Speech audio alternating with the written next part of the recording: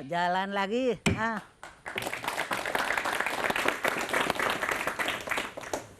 Ya, kita jalan lagi untuk Anda yang baru bergabung. Kita ada di Polemik, kita membahas tentang spekulasi pelaku racun kopi. Sebelum ke Pak Alphonse, kita ingin mendengar dulu, bukan hanya kita, tapi Mirna pun merasa dia dituding sebagai pelaku jauh sebelum ada tersangka. Berikut pernyataan Jessica Wongso.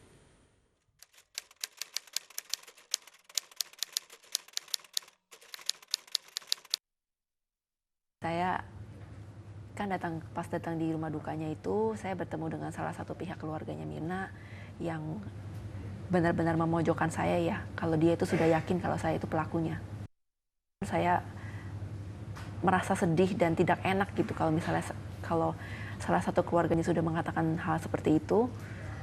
Saya tidak mau lagi ketemu sama keluarganya sekarang sebelum diklarifikasi semuanya kalau memang bukan saya yang berbuat.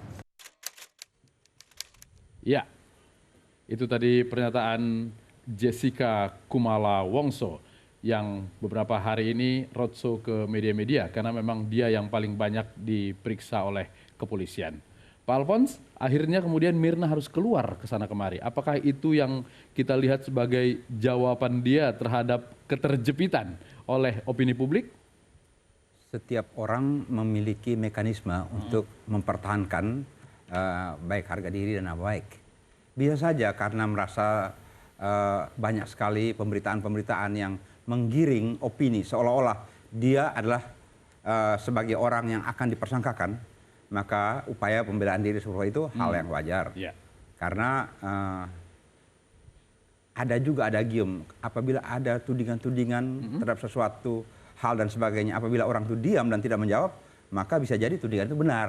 Asumsi serupa itu, nah menghadapi beragam kondisi seperti itu, bisa saja ini merupakan naluri manusia ya. Kalau di pojokan ataupun dihadapkan pada pilihan-pilihan seperti itu ya, kenapa dia tidak memberikan sebuah tanggapan? Dan saya kira ini sebuah reaksi yang normal. Oke, kita coba menghubungi lewat telepon. Ada pengacara Jessica Kumala Wongso. Di ujung telepon ada Mas Yudi Wibowo. Mas Yudi, selamat malam. Selamat malam, Pak. Ya. Ya, Halo, sampai hari ini, apakah sudah ada kabar terbaru dari kepolisian terkait dengan klien Anda? Belum ada, kita masih wait and see ya. Kita wait and see saja. Mungkin ada tersangka baru. Ya saya belum tahu itu ya. Mungkin ada tersangkanya yang baru. Halo? Halo, ya, maksudnya tersangka baru ini di luar dari yang sudah diperiksa selama ini atau bagaimana? Iya, di luar dari yang diperiksa selama ini. Oke, tapi sejauh ini yang paling sering diperiksa itu adalah klien Anda. Iya, betul. Yang pertanyaannya apa, Pak, sekarang? Apakah Anda melihat bahwa kemudian polisi menggunakan strategi lama bahwa karena yang bersangkutan ada di lokasi dan yang paling dekat dengan korban sehingga kemudian dijadikan calon tersangka? Ya, betul. Itu ilmu lama. Ilmu lama kalau menggunakan ilmu lama, teori lama ya begitu. Tapi seharusnya yang kritis itu kopi dihidangkan, ditaruh di atas meja, terus jangka waktunya 15 menit kemudian datanglah Mirna dan Hani. Sekarang di waktu 15 menit itu apakah Jessica itu menaruhkan racun? Itu kan terlihat di CCTV. Kan tidak jawabannya. Jessica hanya main handphone dengan melihat menu, kan gitu. Nah, kalau seandainya itu Jessica itu menaruh racun berarti benar dia tersangkanya. Tapi ini tidak menaruh racun sama sekali. Memang dia yang pesan, ya toh. Oke. Tapi milih-milih menu kopi itu sudah WhatsApp sebelumnya. Itu ada semua datanya di kepolisian. Ditanyakan satu-satu sampai komplit. Nah, tidak terlewat satupun. Oke. Apa maksudnya WhatsApp-WhatsAppan itu? Ada pernyataan keluarga almarhum Mirna bahwa ketika ditanya oleh orang tuanya kepada Jessica, apa yang Anda minum? Lalu kemudian ternyata di bukti pembelian berbeda dengan yang disampaikan oleh Jessica. Enggak, tetap satu es kopi, satunya koktail. Koktail itu buy one get one promosinya. Ya. Tetapi setelah dibayar hanya diskon 20% gitu. Ya, gitu. Oke, hal lain yang juga beredar di publik yang menyudutkan klien Anda adalah soal membuang celana. Apakah ini penghilangan barang bukti atau ada alasan lain? Itu kan menurut versi polisi, pemikiran yang statis. Seharusnya orang berpikir itu celana itu korelasinya dengan apa, gitu. Apakah korelasinya dengan cyanida atau korelasinya kena cairan cyanida? Kalau kena cairan cyanida kan otomatis ada luka, gitu. Tetapi klien saya ini sudah diperiksa semuanya, disuruh tubuhnya diperiksa dengan dilepas semua, sudah clear, tidak ada masalah, ya, tidak ada luka, tidak ada apa. Terus menurut polisi dicocokkan dengan CCTV, bajunya warna kuning, celananya merah maron, gitu, sepatunya, terus tasnya warna coklat, supaya match dengan CCTV yang direkam di Oliver itu. Sehingga saya mengerucut CCTV lah itu yang sebagai bukti TV, ya bukti polisi.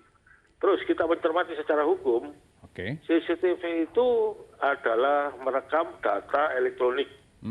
Di mana data elektronik itu kalau bisa dicetak menjadi gambar, keluar gambarnya itu merupakan perluasan alat bukti di dalam semua perkara hukum.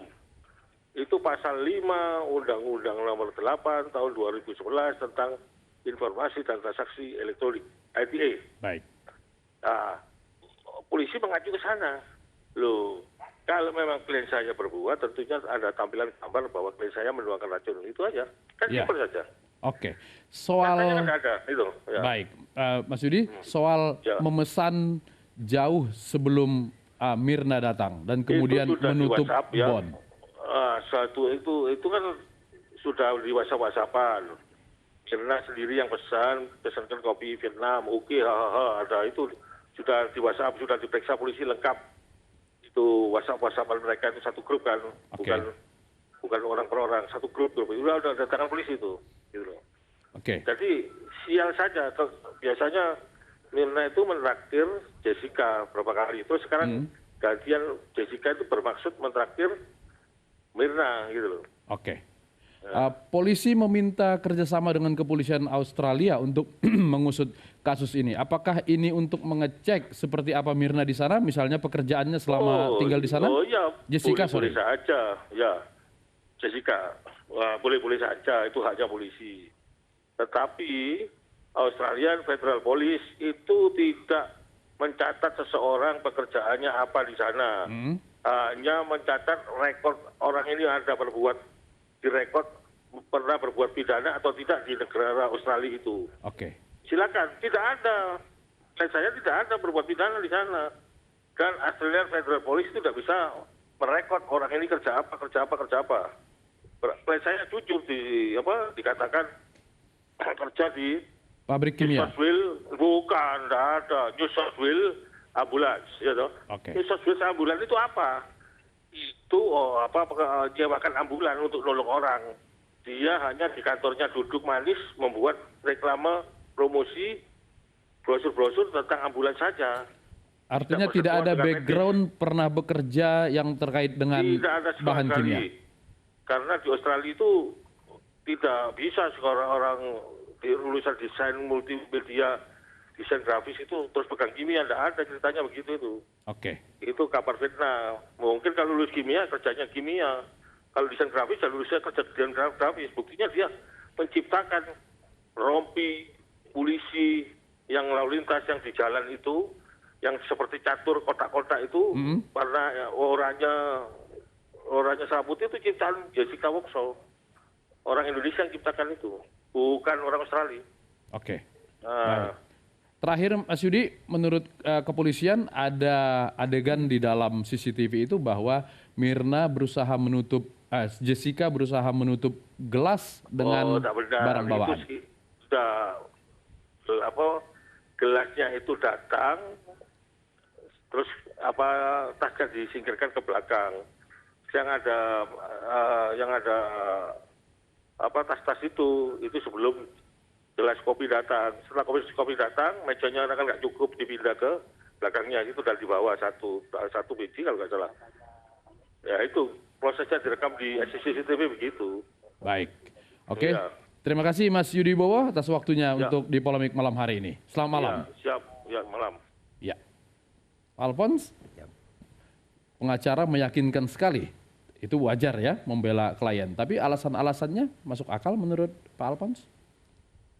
Masuk akal alasan pengacara karena sebenarnya yang polisi sedang kerjakan, Ya.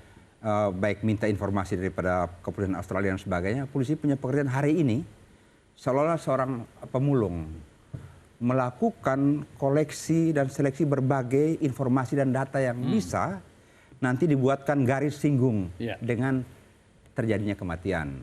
Nah dengan demikian seperti kata pengacara tadi, boleh-boleh saja, memang benar. Boleh saja polisi mau minta data dari manapun, apapun menyangkut kebiasaan Jessica di sana, Mirna di sana dan sebagainya, silakan. Tapi memang data yang diminta pun memang ada terbatas. Oke. Di luar negeri itu hanya mendata hal-hal penting saja. Nah sedangkan hari ini menurut saya seperti tadi kata pimpinan rapat, ini tantangan profesionalisme. Ya. Karena kalau memang cuma seperti kata Pak Reza tadi, sederhana sekali, ada orang, ada kopi dan sebagainya, nggak usah sekolah tinggi-tinggi, scientific crime investigation teknik tidak perlu dikerjakan. Karena tarik garis simpulkan aja, tersangka dia. Tuduh aja. Tuduh kenapa saja. ada di sana. Tetapi kenapa harus begini lama dan bertele-tele atau teliti begini? Karena harus dibuktikan secara ilmiah. Oke, Demikian. baik. Bu Reza, membuka kemungkinan tersangka atau calon tersangka di luar dari orang-orang yang berada di ruangan itu, seperti apa kira-kira kerja polisi untuk mendapatkan itu? Saya memilih untuk tidak menjawab pertanyaan itu karena menyangkut hal yang sangat confidential sebetulnya, menyangkut teknis pekerjaan dari kepolisian. Cuma yang harus ditekankan sekali lagi bahwa ini bukanlah kejahatan yang menggunakan instrumen di mana pelaku harus secara frontal berhadapan-hadapan dengan korbannya. Ya. Karena racun yang memungkinkan ada jarak itu. Nah, silakan dicari tahu. Sebelum di meja itu, korban menyantap apa, bersama siapa, itu yang kemudian akan menggiring teman-teman di Polda Metro Jaya untuk menarik mundur waktu. Ya. Sebelum sampai di meja kemana, sebelum sampai di kafe di mana, dan seterusnya, dan seterusnya, dan seterusnya. Oke. Adakah kemungkinan yang disasar bukan almarhum Mirna, atau apakah pelaku yang jauh dari sana, tapi lewat mana dia kemudian menyampaikan racun tersebut? Spekulasi terbesar yang ada di kepala saya justru adalah Mirna adalah korban salah racun. sasaran. Salah sasaran. Kenapa demikian? Kalau kita sepakat bahwa pelaku kejahatan dalam kasus ini adalah orang yang rasional, rasional itu apa? Rasional adalah ketika seseorang melakukan kalkulasi secara jernih, secara matematis. Kalau saya ingin mencapai sebuah tujuan tertentu, maka saya harus mengeluarkan modal tertentu. Di sini ada Mirna, di sini ada instrumen kejahatannya. Mari kita bandingkan. Instrumen kejahatannya adalah sianida, sebuah zat eksklusif, bukan racun yang bisa didapat di kios sebelah rumah. Oke. Tapi sebuah racun, tanda petik racun eksklusif, dengan takarannya juga luar biasa ekstrim. Sementara korbannya adalah dengan segala hormat orang dengan status sosial yang biasa-biasa saja. Tidak ada kesetimbangan, sungguh-sungguh tidak sebanding antara instrumen kejahatan dengan korbannya. Itulah menyebabkan saya membangun sebuah spekulasi bahwa racun yang sangat dahsyat ini bisa jadi sesungguhnya tidak ditujukan untuk mengincar Mirna, tetapi orang lain. Oke. Namun sayang beribu sayang, Mirna berada di waktu yang salah, di tempat yang salah, dan menenggak minuman yang salah pula. Oke, baik. Cepopong, bagaimana? Jujur aja, Tif. Cepopong sangat awam. Soal-soal begini. Tapi kalau kita mengikuti kasus-kasus seperti ini yang ditangani oleh polisi, kan ada langkah yang namanya tes kebohongan, kalau tidak salah kan? Nah, dari tes kebohongan oge, ya kan juga itu pasti kan udah ketahuan yang ngebohong apa yang tidak, begitu. Mangga urang eureun heula.